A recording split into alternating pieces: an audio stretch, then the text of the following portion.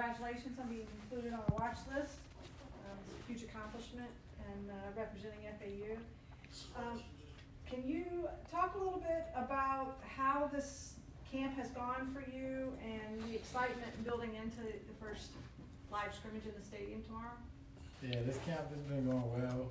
It's been really hot. You know, everybody has to adjust to the heat no matter where you're coming from. Or if you've already been down here, I mean, I still feel like it's still a challenging thing to go through. So this camp has been really hot, really challenging mentally and physically. But, you know, I've been having fun with it. I've been attacking every day, making sure, you know, I enjoy the process of what I'm doing.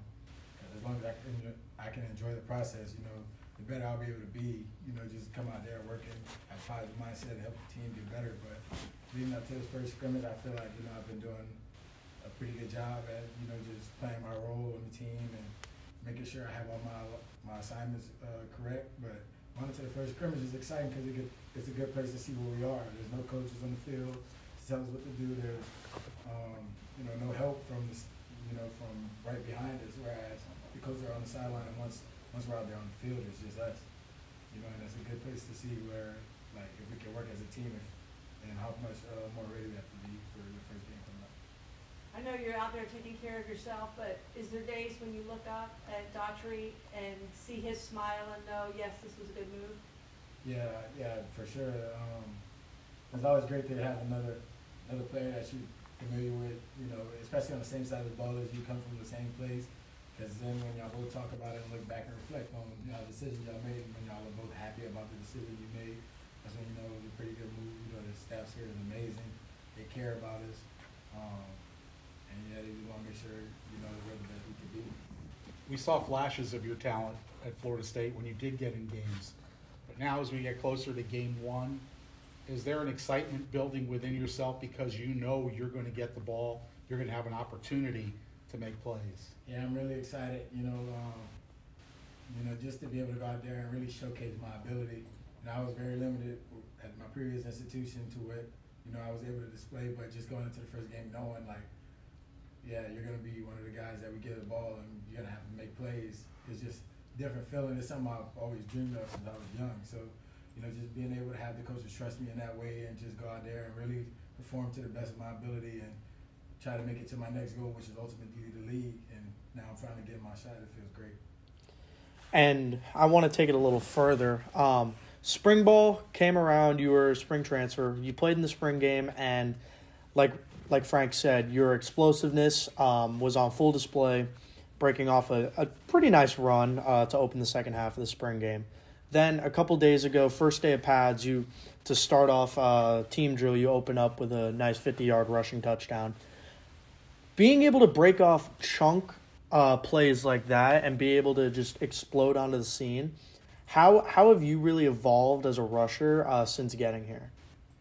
You know, first off, I'm going to say none of those plays are possible without the O-line we have. They work really, really hard to make sure that, you know, I get the holes and I can make sure I can just get my read before getting any penetration that disrupts the run.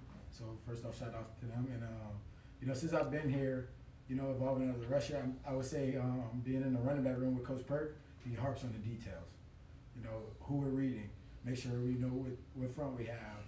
And if it's this front, what are we looking at? If it's this front, why do we look at that? Or why are we looking at the line this time instead of the linebacker? You know, things like that. Just when it comes in terms of vision, I feel like that's the biggest thing that has grown for me because, you know, at Florida State, you know, I would have, you know, some flashes here and there, but my vision was off at times and things like that. Not saying that, you know, details weren't a big thing there, but I'm just saying, like, when it comes to knowing the play and knowing exactly who you have to look at, and if he does this, you know exactly where the hole's going to be.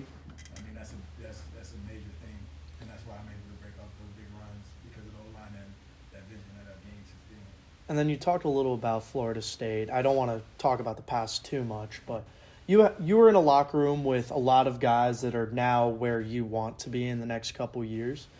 Since being at a young age, being a freshman coming into Tally, how have you seen them kind of mentor you into being a professional, and how have you then instilled that into this locker room? Okay, so for example, starting running back at State was Trey Benson. You know, he came in every day with a positive attitude of just making sure that, you know, if I have to get in the game, no matter how far on the depth chart I am, there is no drop off. You know, and then just coming here, just helping the younger guys in the room, just letting them know, like, hey, like, things happen. This is football. This is a tough sport. Like, there's no guarantee that somebody's going to stay healthy all season. You can't guarantee that to anybody, especially if you're on the field. So just helping the younger guys understand that no matter what, you have to know this playbook like the back of your hand, because anything can happen in a split second and you're in the game, and we're relying on you to make that play and win us the game. So just coming in, just letting them, making sure that everybody, no matter how far in the depth chart they are, they understand the importance of knowing their role and knowing what they have to do in case that event occurs. And then having such a deep running back room on this team, you got guys like you, Zoo, Germani, and a bunch of other guys. I can spend 5 minutes naming everybody in that room. But have you seen that, like at Florida State, there's no drop-off between RB1 and RB5? Yeah, for sure. Like, they come in every day, and they work as hard as me, if not harder than me. I mean, I don't let anybody work harder than me. But, if they work just as hard as me, trying to make sure that they understand their alignment, they understand their assignment, and that there is no drop-off for when they do get in. And when they do get in and they make the plays, now everybody's like, you get the lineman comes to the side, hey, were you in? I'm like, nah, that was Sands. That was Sands and I made that play. Oh, wow, for real? Like, yeah, that's how it's supposed to be. They shouldn't be able to know who's in the backfield, because no matter what, we're all making the same reads, we're all making the same plays, and that's what helps keep people healthy and keep the offense rolling. And then something that I've noticed with this offense is the ability to get the running backs involved in the passing game.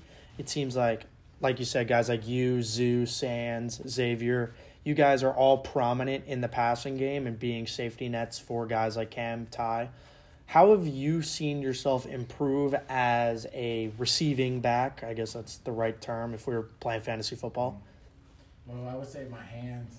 I used to have a problem with, catching the ball out of the backfield. I used to always get nervous if the ball's in the air too long and things like that. So since being here, I've been working real hard with the quarterbacks, just getting some, some time with them, like deeper downfield with the ball in the air a little longer, not psyching myself out about it being in the air too long and things like that, and overthinking it, rather than just trying to become more of a natural pass catcher rather than always, forcing myself to look at things a certain way and, not be too nervous catching the ball out of the backfield. So. All right, thank you so much. Thanks, H.